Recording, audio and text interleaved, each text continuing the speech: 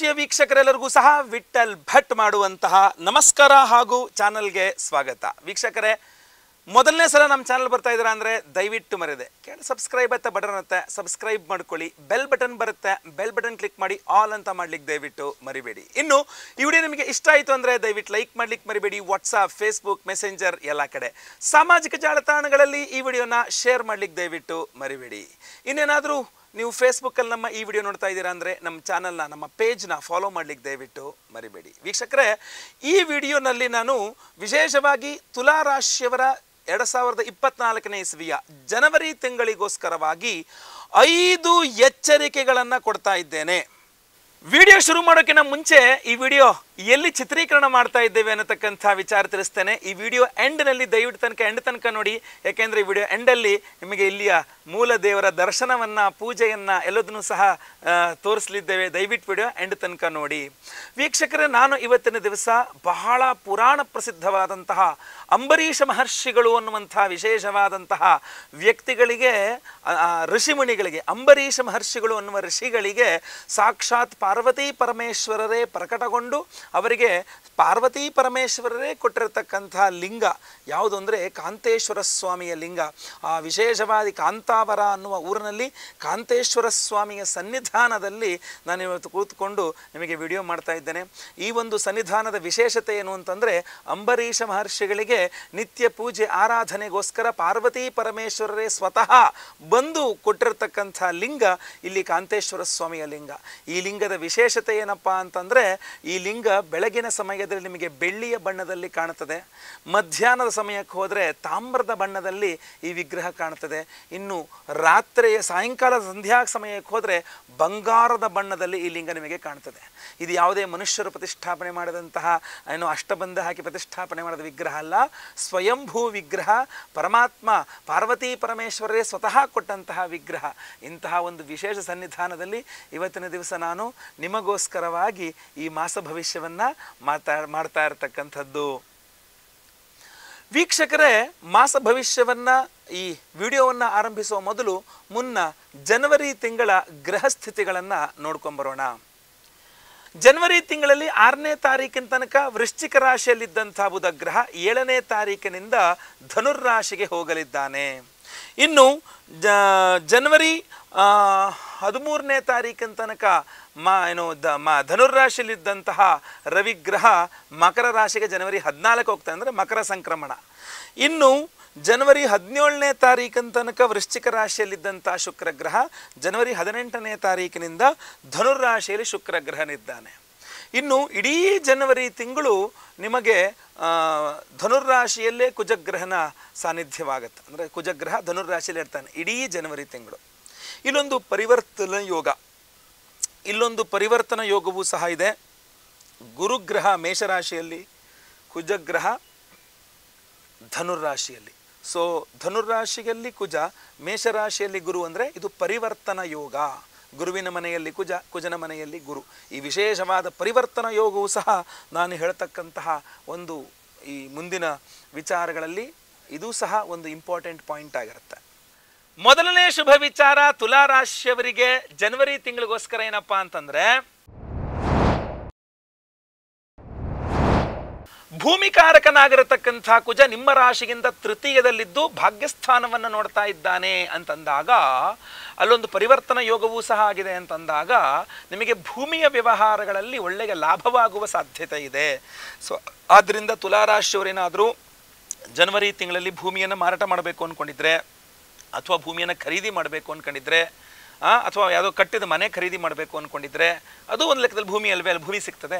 So ಆದ್ದರಿಂದ ಈ ಥರ ಯಾವುದೇ ಇದ್ದರೂ ನಿಮಗೆ ಖಂಡಿತವಾಗಿ ಅನುಕೂಲವಾಗಲಿದೆ ಜನವರಿ ತಿಂಗಳಲ್ಲಿ. ಅದಕ್ಕೂ ವಿಶೇಷವಾಗಿ ನಾವು ಡಿಸೆಂಬರ್ 26ನೇ ತಾರೀಕು ಲಕ್ಷ್ಮೀ ಭೂವರಾಹಸ್ವಾಮಿ ಹೋಮವನ್ನು ಮಾಡಿ ವಿಶೇಷವಾದ ಒಂದು ಬ್ರಾಸ್ಲೆಟನ್ನು ನಿಮಗೆ ಪ್ರಸಾದ ಸ್ವರೂಪವಾಗಿ ಕೊಡ್ತಾ ಇದ್ದೇವೆ. ಅದನ್ನು ಕೈಯಲ್ಲಿ ಧಾರಣೆ ಮಾಡ್ಕೊಳ್ಳಿ, ಖಂಡಿತವಾಗಿ ನಿಮಗೆ ಒಳ್ಳೆಯದಾಗಲಿ. ಎರಡನೇ ಶುಭ ವಿಚಾರ ತುಲಾ ರಾಶಿಯವರಿಗೆ ಜನವರಿ ತಿಂಗಳಿಗೋಸ್ಕರ ಏನಪ್ಪಾ ಅಂತಂದ್ರೆ,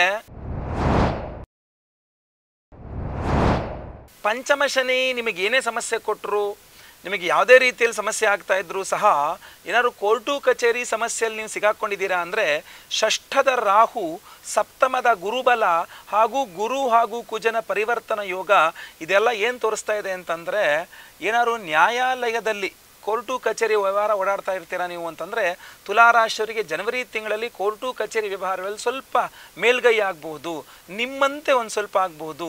ಏನಾದರೂ ಬಹಳ ಕಾಲದಿಂದ ಇದಾಗ್ತಾ ಇರೋದ್ರಿಂದಾಗಿ ಜಯವೇ ನಿಮ್ದು ಆಗ್ಬಿಡ್ಬೋದು ಅಂತ ಹೇಳಲಿಕ್ಕೆ ಕೋರ್ಟು ಕಚೇರಿ ಬಹಳ ದೊಡ್ಡ ವ್ಯವಹಾರಗಳಲ್ಲ, 6 ತಿಂಗಳು ವರ್ಷಗಟ್ಟಲೆ ಆದರೂ ಮುಗಿಯಲ್ಲ.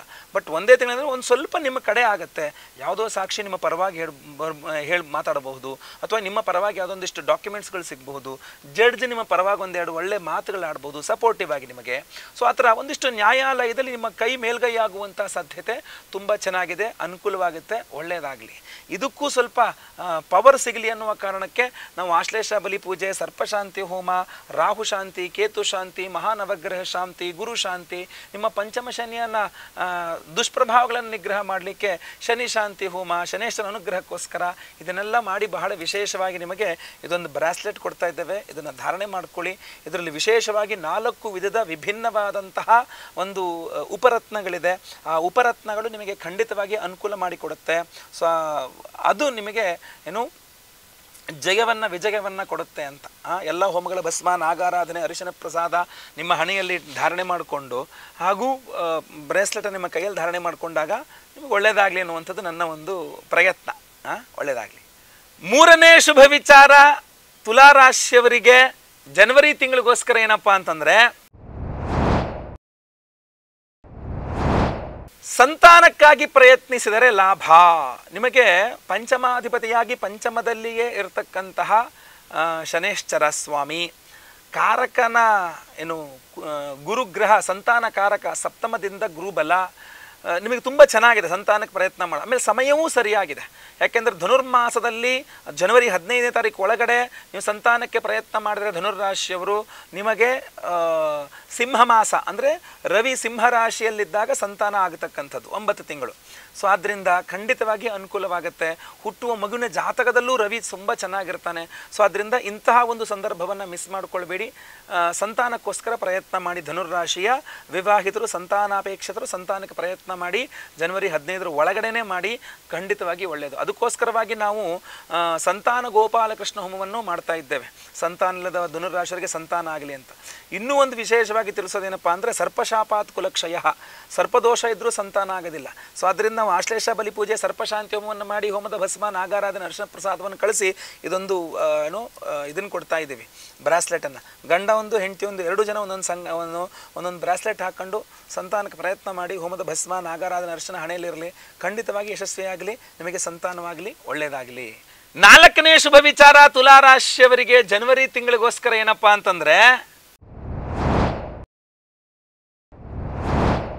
ತುಲಾರಾಶಿಯ ನಿರುದ್ಯೋಗಿಗಳಿಗೆ ಮಕರ ಸಂಕ್ರಾಂತಿ ಜನವರಿ 14ರ ನಂತರ ಉದ್ಯೋಗ ಪ್ರಾಪ್ತಿಯ ಯೋಗವಿದೆ. ಅದರಲ್ಲೂ ಸರ್ಕಾರಿ ಉದ್ಯೋಗಗಳು ಕೂಡ ಟೆಂಪ್ರವರಿ ಇರ್ತಲ್ಲ, ಟೆಂಪ್ರವರಿ ಗೌರ್ಮೆಂಟ್ ಜಾಬ್ಸ್ಗಳು ಇರ್ತಾವಲ್ಲ, ಅದು ಕೂಡ ಸಿಗುವ ಯೋಗ ಜಾಸ್ತಿ ಇದೆ. ಸರ್ ಒಂದು ಗೌರ್ಮೆಂಟ್ ಜಾಬೇ ಬಟ್ ಟೆಂಪ್ರವರಿ, ಪರ್ಮನೆಂಟ್ ಅಲ್ಲ ಅಂತಿರ್ತವಲ್ಲ, ಆ ತರಹದ ಕೆಲಸಗಳು ಸಹ ನಿಮಗೆ ಸಿಗುವ ಸಾಧ್ಯತೆ ಜಾಸ್ತಿ ಇದೆ. ಸೊ ನಿರುದ್ಯೋಗಿ ಆಗಿದ್ದರೆ ನೀವು ಖಂಡಿತವಾಗಿ ಪ್ರಯತ್ನ ಮಾಡಿ. ಮಕರ ಸಂಕ್ರಾಂತಿ ನಂತರ ಉದ್ಯೋಗ ಪ್ರಾಪ್ತಿಯ ಯೋಗ ಫಲ ಚೆನ್ನಾಗಿದೆ ತುಲಾರಾಶಿಯವರಿಗೆ. ಇನ್ನು ಆಲ್ರೆಡಿ ಕೆಲಸದಲ್ಲೇ ಇದ್ದೀನಿ, ಪ್ರಮೋಷನ್ ಟ್ರೈ ಮಾಡ್ತಾ ಇದ್ದೀನಿ ಅಂತಂದರೆ ಖಂಡಿತವಾಗಿ ತುಲಾರಾಶಿಯವರು ಪ್ರಮೋಷನ್ಗೆ ಟ್ರೈ ಮಾಡಬಹುದು. ಟ್ರಾನ್ಸ್ಫರ್ಗೆ ಅಷ್ಟೆಲ್ಲ ನಾನು ಹೇಳಲ್ಲ, ಬಟ್ ಪ್ರಮೋಷನ್ಗೆ ಖಂಡಿತವಾಗಿ ಪ್ರಯತ್ನ ಮಾಡಬಹುದು. ಆ ಯೋಗ ಫಲ ತುಂಬ ಚೆನ್ನಾಗಿದೆ ತುಲಾರಾಶಿಯವರಿಗೆ ಈ ಒಂದು ಜನವರಿ ತಿಂಗಳಲ್ಲಿ. ಇನ್ನು ಅದಕ್ಕೆ ಪೂರಕವಾಗಿ ನಿಮಗೆ ತಿಳಿಸಬೇಕು ಅಂತಂದರೆ ಡಿಸೆಂಬರ್ 26ನೇ ತಾರೀಕಿಗೆ ನಾವು ಮಾಡ್ತಕ್ಕಂಥ ವಿಶೇಷವಾದ ಹೋಮಗಳು ನಿರುದ್ಯೋಗಿಗಳಿಗೆ ಉದ್ಯೋಗ ಪ್ರಾಪ್ತಿ, ಉದ್ಯೋಗಿಗಳಿಗೆ ಉದ್ಯೋಗದಲ್ಲಿ ಅಭಿವೃದ್ಧಿ, ನೆಮ್ಮದಿ ಎಲ್ಲದಕ್ಕೂ ಸಹ ಪೂರಕವಾಗಿರ್ತಕ್ಕಂಥ ಹೋಮಗಳನ್ನೇ ನಾವು ಡಿಸೆಂಬರ್ 26ನೇ ತಾರೀಕು ಮಾಡ್ತಾ ಇರ್ತಕ್ಕಂಥದ್ದು. ಅದರಲ್ಲೂ ವಿಶೇಷವಾಗಿ ನಾವು ಕೊಡುವಂತಹ ರತ್ನಗಳಲ್ಲಿ ಏನು ಈ ಕೃಷ್ಣವರ್ಣಿಕಾ ರತ್ನಗಳಿದೆ ಅದು ನಿಮಗೆ ಉದ್ಯೋಗ ಕೊಡಿಸಲಿಕ್ಕೆ ಇನ್ನೂ ಸಹ ಸಹಾಯ ಮಾಡಲಿದೆ. 5ನೇ ಶುಭ ವಿಚಾರ ತುಲಾರಾಶಿಯವರಿಗೆ ಜನವರಿ ತಿಂಗಳಿಗೋಸ್ಕರ ಏನಪ್ಪ ಅಂತಂದ್ರೆ ಮಕರ ಸಂಕ್ರಾಂತಿಯ ನಂತರ ವಿವಾಹಿತ ತುಲಾರಾಶಿಯ ಸ್ತ್ರೀಯರಿಗೆ ತವರು ಮನೆಯಿಂದ ಬಹಳಷ್ಟು ಲಾಭಕರವಾಗಲಿದೆ. ನೀವೇನಾದರೂ ತುಲಾರಾಶಿಯವರಾಗಿದ್ದು ವಿವಾಹಿತರಾಗಿದ್ದು ಸ್ತ್ರೀಯರಾಗಿದ್ದರೆ ಇದು ಶುಭ ವಿಚಾರ ನಿಮಗೋಸ್ಕರ. ನಿಮ್ಮ ತವರು ಮನೆಯಿಂದ ನಿಮಗೆ ತುಂಬ ಲಾಭವಾಗಲಿದೆ. ಅದು ಭೂಮಿ ಲಾಭವಾಗಿರಬಹುದು, ಪಿತ್ರಾರ್ಜಿತ ಆಸ್ತಿ ಸ್ವರೂಪದ ಲಾಭವಾಗಿರಬಹುದು, ಹಣಕಾಸಿನ ಲಾಭವಾಗಿರಬಹುದು, ಅಥವಾ ತಂದೆ ತಾಯಿಯಿಂದ ಏನಾದರೂ ಸಮಸ್ಯೆ ಆಗಿ ಮಾತುಕತೆ ಆಗ್ತಾ ಇಲ್ಲ ಅಂದರೆ ಅದು ಕೂಡ ವಾಪಸ್ ಸರಿ ಹೋಗ್ತಕ್ಕಂಥದ್ದು ಇರಬಹುದು. ಎಲ್ಲ ರೀತಿಯಲ್ಲಿ ತುಲಾರಾಶಿ ವಿವಾಹಿತ ಸ್ತ್ರೀಯರಿಗೆ ಜನವರಿ 14ರ ನಂತರ ತವರು ಮನೆಯಿಂದ ಶುಭ ಸಮಾಚಾರ, ತವರು ಮನೆಯಿಂದ ಒಂದಿಷ್ಟು ನಿಮಗೆ ಲಾಭವಾಗುವಂತಹ ಸಾಧ್ಯತೆ ತೀರಾ ಜಾಸ್ತಿ ಇದೆ. ಹೀಗೆ ನೋಡಿ, ಇನ್ನೂ ಬಹಳ ಮುಖ್ಯವಾಗಿ ನಾನು ನಿಮಗೆ ತಿಳಿಸ್ತಕ್ಕಂಥದ್ದೇನಪ್ಪ ಅಂದರೆ, ಈ ಕಳೆದುಕೊಂಡದ್ದನ್ನು ಪುನಃ ವಾಪಸ್ ಮರಳಿ ಪಡೆದುಕೊಳ್ಳೋದಕ್ಕೆ ತುಲಾರಾಶಿಯವ್ರಿಗೊಂದು ಒಳ್ಳೆಯ ಅವಕಾಶ. ಏನಪ್ಪ ಅಂದರೆ, ನಾವು ಡಿಸೆಂಬರ್ 26ನೇ ತಾರೀಕು ನಾವು ಬಹಳ ಮುಖ್ಯವಾಗಿ ಕಾರ್ತ್ಯವೀರ್ಯಾರ್ಜುನ ಹೋಮವನ್ನು ಮಾಡ್ತಾ ಇದ್ದೇವೆ. ಕಾರ್ತ್ಯವೀರ್ಯಾರ್ಜುನೋ ನಾಮ ರಾಜಾಬಾಹು ಸಹಸ್ರವಾನ್ ತಸ್ಯ ಸ್ಮರಣ ಮಾತ್ರೇನ ಹೃತಂ ನಷ್ಟಂಚ ಲಭ್ಯತೆ ಅಂತ.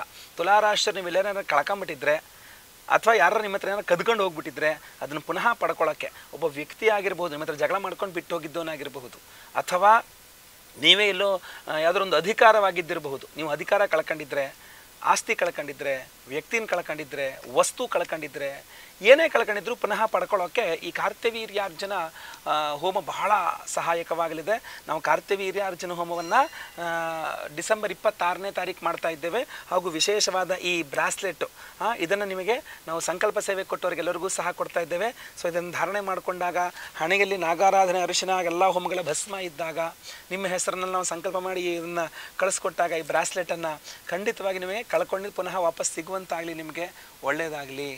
ಸಂಕಲ್ಪ ಸೇವೆಗೆ ಹೆಸರು ಕೊಡೋರು ದಯವಿಟ್ಟು ನಿಮ್ಮ ಹೆಸರು, ಗೋತ್ರ ಗೊತ್ತಿದ್ರೆ ಗೋತ್ರ, ನಕ್ಷತ್ರ ಗೊತ್ತಿದ್ರೆ ನಕ್ಷತ್ರ, ತುಲಾರಾಶಿ ನಿಮ್ಮ ರಾಶಿ ಹಾಗೂ ನಿಮ್ಮ ವಿಳಾಸ ಸ್ಕ್ರೀನ್ ಇರ್ತಕ್ಕಂಥ ನಂಬರ್ಗೆ ಬೇಗ ವಾಟ್ಸಪ್ ಮಾಡ್ಕೊಳ್ಳಿ.